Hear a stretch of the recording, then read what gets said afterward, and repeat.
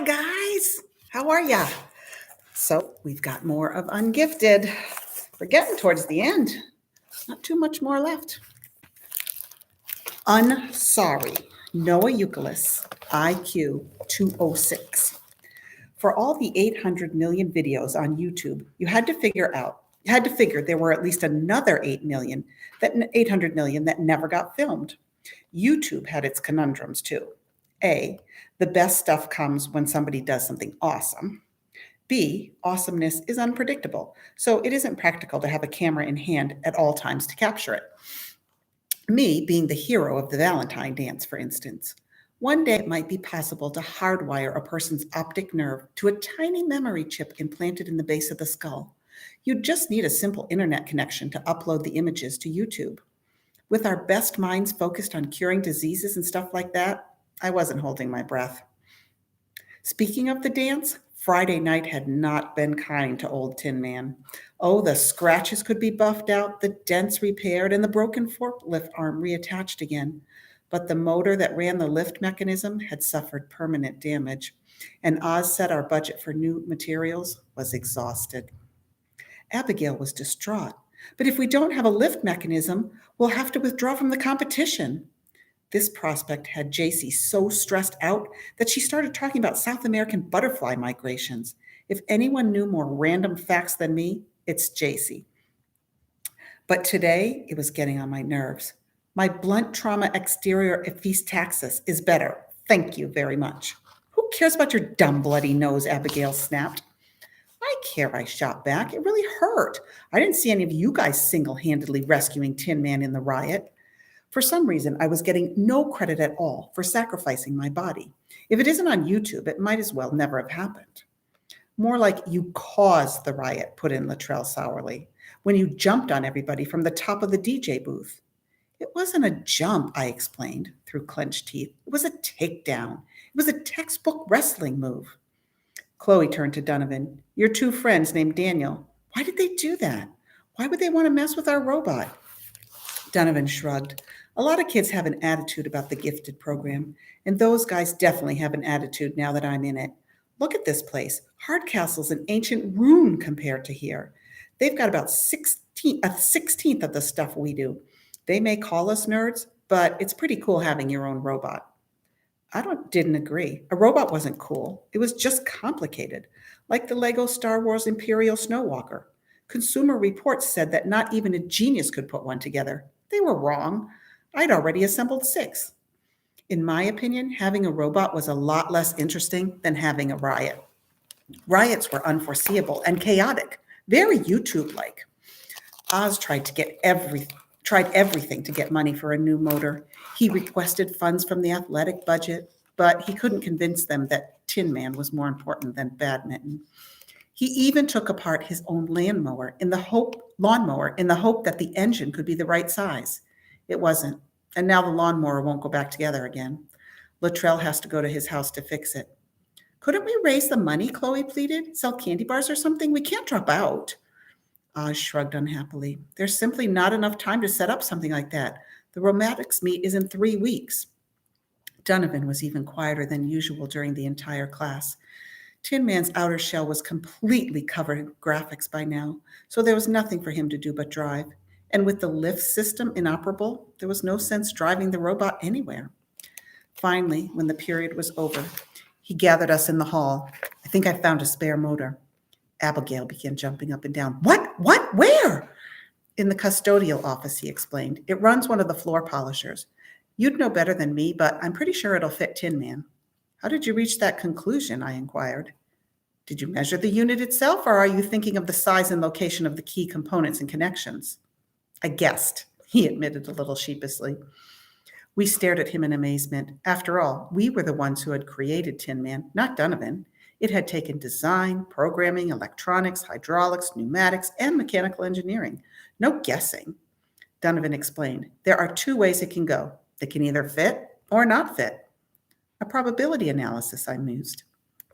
He shrugged. I can't say for sure it'll work, but I guarantee that if we don't at least try, that bucket of bolts will have no lift motor. What have we got to lose? Chloe had a practical question. And the custodians are letting us have it? They're always so crabby. Donovan grinned. They're really great guys. He insisted that we pick up the engine immediately, even before going to the cafeteria to eat. We'd all learned to trust Donovan for one reason or another, so we went along with him. But when we arrived at the custodial office, it was deserted. Where is everybody? I asked. At lunch, Donovan replied. But where's the motor? Abigail persisted. It's in the floor polisher, Donovan explained, producing a screwdriver. Where else? It was all beginning to make sense. The custodians weren't giving us anything we were taking. Abigail was furious. We can't steal their motor. It's not their motor, Donovan lectured. It's the school's motor. It's also the school's robot. I'd seen things like this on YouTube, but never could have imagined being a part of it in real life. It took Luttrell several tense minutes to dismantle the polisher and remove the engine. Put the cover back on, Donovan instructed. We don't want them to see it's missing. Abigail was practically hysterical. Don't you think they're going to notice when they try to polish the floors? I was the lookout. It was my job to give the code word if I saw one of the custodians coming. Pythagoras, I hissed. Donovan yanked the screwdriver out of Luttrell's hand and tossed it out of view while kicking the floor polisher under a workbench. In the same motion, he herded everybody into the supply closet, jammed in after them, and slammed the door. I'd never seen anybody move so fast. It's okay, I called. I was just testing. Donovan came out of the closet and fixed me with twin lasers. Do that again and they'll be watching your funeral on YouTube. I admired Donovan, but he scared me sometimes. Sneaking back to the robotics lab with our prize was the most exciting experience I could remember, even better than my big takedown at the dance. I knew a lot about the effects of adrenaline on the human body, but that was different than actually feeling my heart pounding against my rib cage. Fear mixed with exhilaration, plus the notion that at any second we could get caught. It was almost as if I hadn't really been alive until Donovan showed up at the academy. Oz was ecstatic. Where'd you guys get this? It didn't bother him at all that nobody answered. The polisher's motor was a little bit bigger than the broken one. We'll have to reconfigure it to run on battery power, Oz advised, and the extra weight might slow us down a little. But we'll have more juice, Donovan put in. We don't need more juice, Abigail pointed out. The task is to pick up inflatable rings that weigh practically nothing. Oz had a different opinion. We had a real problem, and we found a way to solve it. That's what the robotics program is all about. The next day, the floor looked a little dull and neglected, but Tin Man was back online. The rumor started with Kevin Amari, who dropped the bomb in the cafeteria. I overheard Oz telling Mr. Del Rio that they're going to retest Donovan for the academy. Chloe choked on a celery stalk. What? Why? You're kidding, right? Abigail said flatly. It's obvious to everybody he isn't gifted. They gave him a few weeks to prove himself, and he didn't. He's proved himself a million different ways, Chloe argued. Because he stole a motor, she retorted. Maybe, I said defiantly. If you give the robotics team a motor, we can do anything with it. But if you ask us to get a motor, we'll all dead in the water. And what about human growth and development? Chloe demanded. It doesn't matter, Abigail insisted. They can't just keep letting him flunk. They do it with me, I muttered. I'd love to be retested. I'd show them the true meaning of flunk. Abigail stared down at me.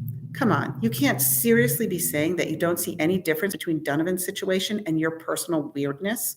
Your IQ is higher than his by at least a whole person. We need him, I insisted. He's more important than any of us. Please, one of us couldn't learn how to work a controller or download stupid pictures to put on him? We could do it, I gritted, but we'd do it wrong. It was impossible to explain what I meant. Donovan was a human version of YouTube.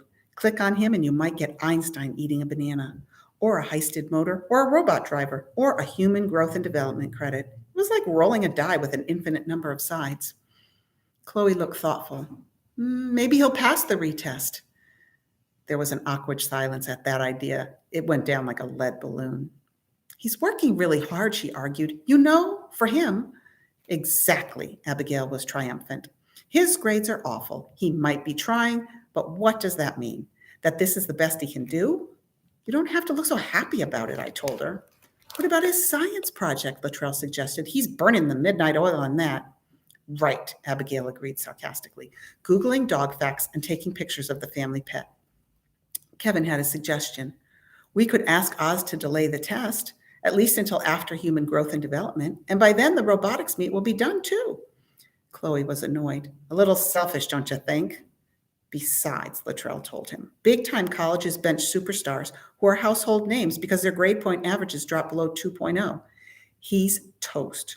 We're toast, groaned Kevin. If we go to the meet without Donovan, Cold Spring Harbor is going to run all over us again. Not necessarily, Abigail said defiantly. But even she didn't sound convinced. JC seemed to be bursting with something to say, but when we turned to her, she just mumbled, nothing. I was thinking about those subatomic particles that travel faster than light. I guess it doesn't help Donovan to know Einstein was probably wrong.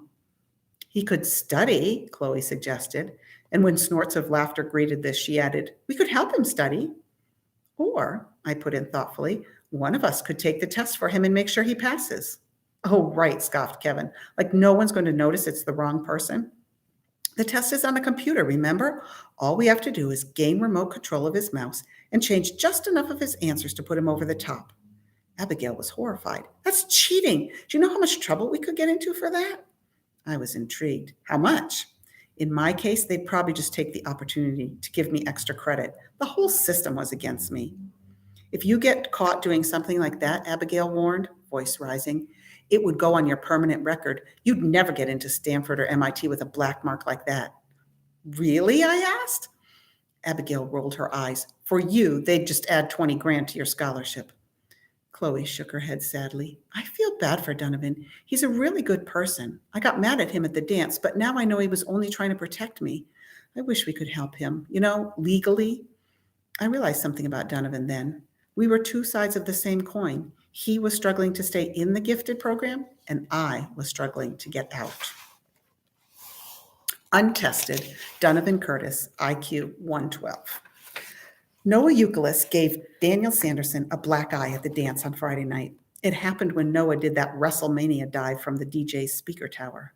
Somehow he must have kicked Sanderson in the face with his mother's red leather boots. I'm sure it was an accident.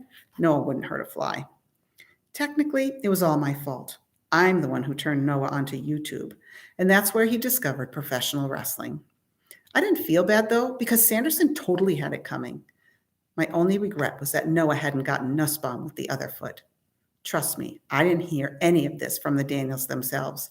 I told my parents and Katie that if those guys called or came by, I was officially not at home. But why, Donnie? They're your best friends. I thought they were my friends when I showed them the robot, I replied, but then they went behind my back, wheeled it into the gym so 1,000 idiots could use it as a punching clown. What do you care about their robot? Katie challenged. I'm the driver, I argued. We're like the Lone Ranger and his horse. Her eyes narrowed. Any idiot can work a joystick. What else did you do on the project? Did you help build it? Part of it. She was unconvinced. What part? The exterior, I said stubbornly. You can't even make craft dinner, Katie accused. Where would you learn how to build a sophisticated piece of technology? It's not about the robot. It's about the Daniels, I insisted. Those guys think they can treat the gifted kids like they don't measure up as humans.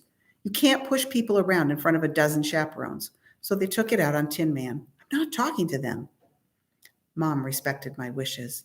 But on Wednesday, Nussbaum took a picture of Sanderson's face on his cell phone and texted it to Katie. She'd always had a soft spot for the Daniels, if you can imagine Katie having a soft spot for anybody. Anyway, when she showed me the picture, I did a double take. Sanderson looked like he'd been hit by a train, not half-pint YouTube-obsessed genius. What a shiner. His eye wasn't just black. It was purple and yellow and green, and a few shades I didn't even know the names of. Noah did that? My sister exclaimed in amazement. He comes across like a dork, but he's got killer moves, and his mom had killer footwear. In the end, my conscience won out, and I headed over to Sanderson's. If the Daniels were texting my sister, they were really angling for a visit, which meant they probably wanted to apologize. I guess I had to go over there and let them. Sanderson might have been suffering, but it hadn't stopped him from milking his injury for all it was worth. He and Deidre and Heather were over there, holding his hand and refreezing ice packs for his poor eye. Nussbaum was on the scene too, limping a little, just in case there was any sympathy spillover from the girls. If I thought I was going to get an apology, I was mistaken. Instead, everyone started talking about the night of the dance and that bully. I swear, I had absolutely no idea who they were talking about. The only bullies in that gym had been the Daniels themselves. What bully? I asked finally. You know, said Sanderson, the one who hit me, that bodybuilder in the wrestling outfit. I was blown away. With the red boots? Sanderson gave me a beseeching look. He was determined to prove in front of the girls that he'd been brutalized by a huge monster, and he expected me to back him up. He picked the wrong person on the wrong day. Noah Euclid couldn't lose a fight to a spiderweb. He's 6 inches shorter than you, and he weighs about as much as your cat. He's a black belt in Taekwondo. Deidre spoke up. You guys in the academy may think you're special because you're smart, but you can't go around punching people. This Noah delinquent could be kicked out of school for what he did. I laughed. Noah? He couldn't get kicked out of school for murder. The Daniels stuck to their guns, though. Every time they mentioned Noah, he got bigger and meaner and trained by more secret paramilitary organizations. As soon as the girls were gone, though, they offered a little remorse for kidnapping the robot in a Daniels sort of way. Yeah, I guess it was kind of uncool, Nussbaum murmured. But you should have seen the look on your face. Totally worth it, agreed Sanderson. At least until that little ninja cold-cocked me. And by the way, thanks for nothing for having my back with Heather and Deidre a minute ago. I laughed mirthlessly. You better pray they never get a look at Noah close up. He'd better pray he never gets a look at me, Sanderson promised darkly. That's quite a crowd you hang with over at the Genius School, Nussbaum observed. You never told us Plaid Shirt was the normal one. For some reason, that really got to me. You know, a few of those kids are so smart that we're not even smart enough to understand how smart they are. So leave them alone, and definitely leave their robot alone. We were just fooling around, Nussbaum mumbled. We used to know a kid who did stuff like that all the time. A kid named Donovan Curtis. I almost forgave them, because they definitely had a point. What were a few bumps and scrapes on Tin Man compared to the wreckage I'd visited on the Hardcastle gym? They were the same old Daniels. I was the one who was different. Besides, with my big retest coming up, you had to figure I'd be back at Hardcastle Middle School before too long. I was going to need some friends there. I approached the upcoming testing the way a death row inmate approaches the date of his execution, reluctantly and with feet dragging. It was kind of touching how many of my robotics classmates offered to help me study, coach me. With the exception of Abigail, who was planning to relish my failure, everyone seemed to be pulling for me. A lot of it might have been because of Katie, or because I was the best person to drive Tin Man at the robotics meet, but I like to think some of it was because they'd accepted me as one of them, even though I was so far below them intellectually that I needed a telescope to see the soles of their shoes. Chloe offered to work with me at least 20 times. She was kind of offended that I kept blowing her off. I couldn't make her understand that it was nothing personal. I probably should have just come out and told her point blank that I even had less chance of comprehending what she knew than I had of passing the test. When I finally caved and let her help me with the math portion, she talked so far over my head, all I could hear was airy whispers. And every time she tried to dumb it down, it became a little bit harder to understand. When we were done, she looked at me. What are you going to do? Translation, stick a fork in me. I'm done. I shrugged. I'll put it in sometime tonight. Maybe it'll all click. She wasn't buying it. You need more than a click. You need a miracle. Maybe we should get Noah to tutor you. He'd do it. Any one of us would. I laughed bravely. If I can't understand you, a study session with Noah would make my head explode. Funny. Even though Chloe was back to her plaid shirts and baggy jeans, I kept seeing her as she looked all dressed up at the party. The idea of her finding out exactly how smart I wasn't had become kind of a sad thing to me. I even had a plan for cleaning out my locker after school hours, so there would be less chance of her witnessing my disgrace. One day I'd be there, the next I'd be gone. After a few weeks, maybe somebody would say, "Remember that guy who used to go here for a while? What was his name again?" No one would have the answer except Noah, and he would pretend he didn't. Eventually, all that would remain of my time at the academy would be the faded pictures peeling off of Tin Man. And by then, no one would be able to recall who had put them there. On the big day, things were quieter than usual in the robotics lab. Nobody would meet my eyes, not even Oz. As my homeroom teacher and faculty advisor, it had to have been him who recommended me for retesting. He probably even felt like an axe murderer this morning. Even Tin Man seemed a little slumped over and depressed, although that might have been the extra weight of the floor polisher motor. I had one last card to play. I marched up to Oz and placed a thick folder on the teacher's desk. He regarded me questioningly, and I pointed to the title, Chow Chows, a special breed. Below it was a large photograph of Beatrice, flaked out on her side, looking about 90% comatose.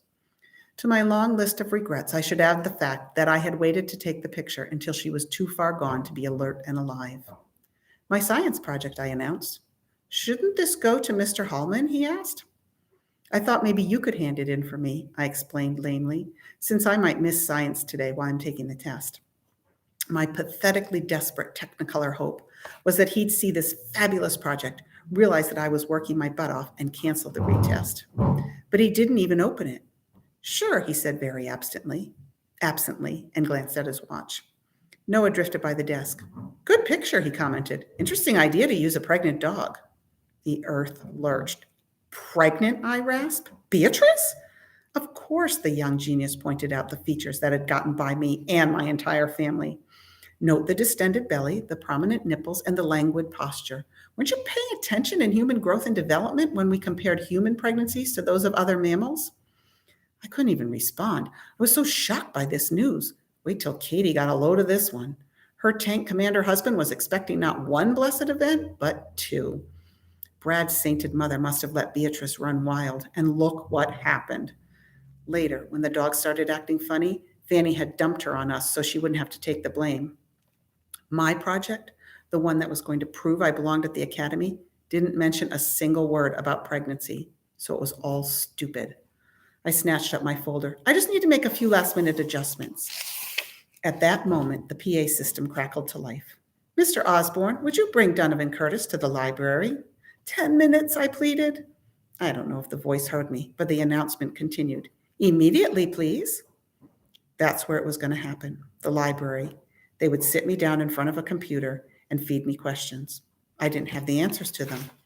In the end, it wouldn't matter that my Chow Chow project was a disaster. I wouldn't be in the gifted program much longer. I squared my shoulders to my classmates. Later, guys. But what I meant was goodbye. They looked devastated. Even Abigail seemed a lot less happy than I'd expected her to be. Either that or she was holding off on the celebration until I was officially out. The walk to the far side of the building had never seemed shorter. The test will be coming over the internet from the State Department of Education, Oz explained as I took my seat. Don't be nervous. It's not meant to trick you. It's meant to let you show what you know. That was not at all comforting. The State Department of Education made me cool my heels. I sat stiff-necked in misery, sweating. The bell rang. Homeroom was over. I heard the sounds of moving feet in the hall. Life was going on for everyone but me. Oz gripped my shoulder. We're all rooting for you, Donovan. Thanks, I said in somebody else's voice as he abandoned me to my fate. The first question appeared on the screen. I read it over. Once, twice, 3 times. No idea. None. Zero. Zilch. Nada.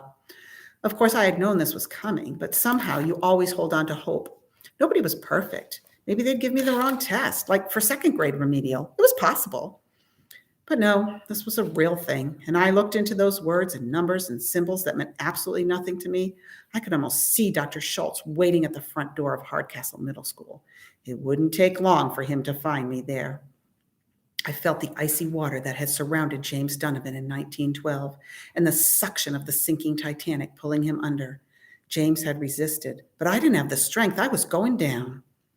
There was one final chance. The test was multiple choice.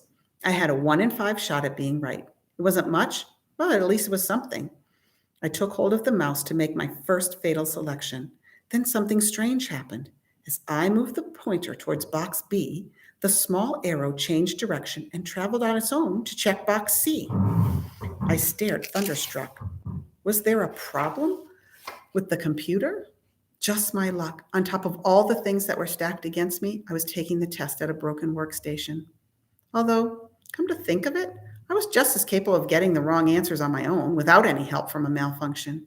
I considered changing C to B, but C was just as likely to be correct, so I left it and clicked next. Question 2 seemed to have something to do with chemistry, but again, way out of my league. This time I settled on A because, well, did there have to be a reason? I clicked it and then it happened again. I lost control of the pointer. It deselected my choice and immediately checked box E. Then, without any action from me, it hit next and question 3 appeared. Maybe I wasn't gifted, but I had the brains to know that this was no electronic glitch. There could be only one possible explanation for it. My computer had been hacked. Somebody was taking the test for me. My first reaction was an emotional one. Another human being cared enough to want to keep me at the academy. Most of my classmates were so wrapped up in their own skills and talents that they barely noticed anyone else existed. Yet someone had noticed me, and this person was going to great lengths and risking big trouble to bail me out. For a second there, my eyes actually filled with tears, and I almost missed my remote angel answering question 3. I would have bet money that I had no friends in this place. But somewhere in the building, or even outside of it, hunched over a laptop, was the greatest friend I never knew I had. Would the Daniels do something like this for me? Okay, the Daniels couldn't pass this test if an alien microcomputer crash landed inside their skulls. But even if they could, would they go out on a limb for me? I sincerely doubted it. Who was doing it? They were all smart enough, but it took more than smarts. It took guts, and that was in short supply at the academy. It could even be a teacher, Oz or Bevilacqua. I'm never going to get that name right, trying to prove that the gifted program didn't make mistakes. I noticed the librarian was looking at me curiously, so I took hold of the mouse and pretended to be busy at work. By the time I was on question 11 and cruising, my bewilderment began to morph into relief. My date with Dr. Schultz and the consequences of the Atlas incident had been put on hold. I was dog paddling again. This time it took a little help. Okay, a lot of help. But I was still afloat, just like James Donovan. The librarian shot me an encouraging smile. What she saw was a student who had all the answers. And I did, except for one. Who was doing this for me? Next chapter, and our last chapter for today. Unforgivable, Mrs. Bevilacqua, IQ 140. It makes perfect sense that a class with a teacher named Oz would call their robot Tin Man. The parallel to the Wizard of Oz doesn't stop there. In the famous story, the Tin Man lacks a brain. What he gets instead is a diploma. I'm beginning to suspect that's what happened with Donovan Curtis. He passed the test with flying colors. It was wonderful. We were all really happy for him. Except that it meant exactly as much as the words printed out on the Tin Man's parchment. He was still failing my class quite spectacularly. In science, his average was below 50% and below 40 in chemistry and physics portions. He was passing English, but just barely. His C- in social studies was the jewel in his crown, except for robotics. He was running a B average there, but only because he was handy with a joystick. A mark of someone who had taken on a life of solemn worship at the altar of Xbox or PlayStation. Does this sound like academy material to you? He passed the test, Maria, Brian Del Rio, our principal, reminded me. What more can we ask of him? A decent grade would be nice, I retorted, or some faint trace that might indicate mastery of a subject. We cut Noah Euclid a lot of slack, Brian challenged her. Why shouldn't Donovan deserve the same consideration? I sighed. You're comparing apples and oranges. Come to think of it, pumpkins and raisins. A more appropriate contrast might be Betelgeuse and the nucleus of carbon atom. Noah is the kind of mind that comes along once in a teaching career, if you're lucky. But the test, the principal insisted. If I buy a dog and when I open the carrier, I find a hamster inside, is it a dog because that's what it says on the bill of sale?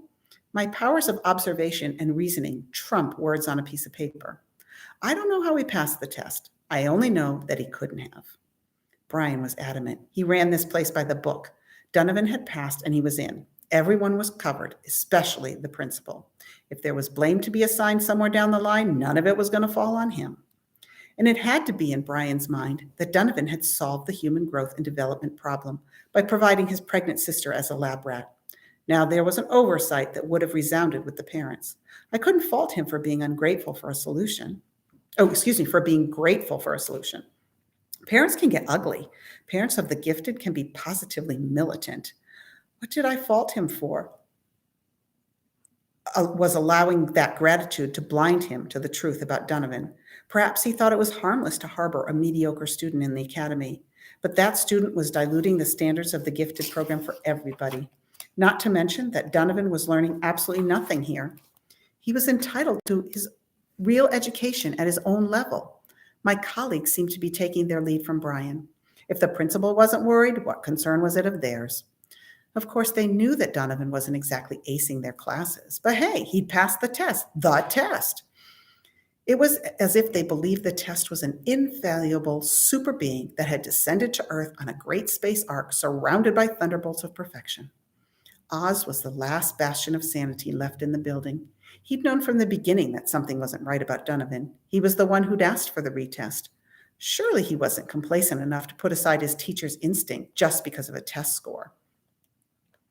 When I barged into the robotics lab, at first I thought it was deserted because the lights were out and I couldn't see any people. Then I looked down. They were all, including Oz, laying flat on the floor with Katie Patterson, their pregnant lab rat. Loud, gasping, wheezing breaths issued from every throat. "What's going on in here?" I exclaimed, shocked, scanning the room for a chemical leak. "We're breathing," Oz panted. "I can hear that. Why can't you do it standing up with the lights on?" "It's the new variation on Lamaze," Chloe explained. "Noah developed it. It's much better than the original." And would you believe that my colleague made me wait until the end of class before he managed to find time for me? I stood in the hall fuming, listening to the scuba respiration sounds coming from inside the lab. It took a while to resuscitate Noah, who had passed out from his own breathing technique. They were all red-faced and panting as they filed past me, but they looked vaguely pleased with themselves, as if they were accomplishing something. Maybe they were. Very little was beyond Noah's capabilities when he wasn't mounting a concerted effort to flunk. I noted that they were grateful to their lab rat, but most of that gratitude was heaped on Donovan himself. And it wasn't only gratitude, it was genuine affection. Noah regarded him with nothing less than worship. Chloe cast him soulful glances that might have indicated a crush. Even Abigail seemed to have softened her attitude toward him. Oz was practically glowing with triumph, mopping at his face with a paper towel. "I have to admit, I had my doubts about this project," he said after his students had moved on. "But we've taken a course that was 90% giggling and the names of body parts and made it meaningful and beautiful and rooted in the real world. I'm going to write an article for American Teacher." That would be a must-read, all about how every class should adopt its own pregnant woman. We need to talk to Donovan. He nodded. Where would we be without him? I'm not talking about Baby 101 Oz. I'm talking about Donovan as an academy student. Have you noticed any improvement in his performance? "Oh, sure, his voice trailed off. "I don't think so," I said crisply. "He's bailed you out on human growth and development, and he's the Mario Andretti of the robot driving circuit. But his academics are no better than they ever were." "Well, then how did he pass the test?" Oz demanded, with growing defiance. "Maybe he didn't," I must, voicing for the first time a thought that had been nagging at me over the past few days. "Are you saying he cheated?" he sputtered. "Impossible. He took that test over a secure internet connection directly from the State Department of Education. He was alone in the library with a staff member's eye on him at every second." "It's impossible for Donovan," I agreed. But what about the others? His incredulous expression slowly settled into one of alarm. Of course the others are capable of hacking into a secure connection, some of them without breaking a sweat. "Why would they do that?" he managed at last. "Why would they help him pass?" "Open your eyes, Oz. They love him. And it isn't just because of his sister and the way he drives the robot. He's normal. He's casual. He's capable of having a good time. He's everything they can't seem to master despite all their brains." He looked melancholy. "I like him, Maria. Maybe he doesn't belong, but he's good for these kids. He completes them." "He turned one of them into a cheater," I reminded him. "Hey, we have no evidence of that." And that was the whole problem. If one of Oz's superachievers had found an undetectable way to take control of a secure computer and do the test for Donovan, who would ever be smart enough to prove it? Cheating investigation. Interview with Donovan Curtis. Ms. Bevilacqua, your score on the retest was remarkable, Donovan. Donovan, thanks. Ms. Bevilacqua, it far outstrips any work that you've done in class. How do you explain that? Donovan, I studied really hard. Ms. Bevilacqua, come now, you know this isn't the kind of test you can study for. Donovan, maybe I got lucky. Some people are just good test takers. Ms. Bevilacqua, or maybe someone helped you? Donovan, I was all alone. Ask the librarian. Ms. Bevilacqua, It's possible to take control of a computer remotely. In that case, someone would be able to do the test for you. Donovan, I wouldn't have a clue how to do that. Ms. Bevilacqua, I believe you. In fact, you've just proved my point. You could never accomplish such a thing, but the person who achieved that score could. Donovan, I don't know what you're talking about. Ms. Bevilacqua, yes, you do. I want the name and I want it now. Donovan, I'm late for robotics.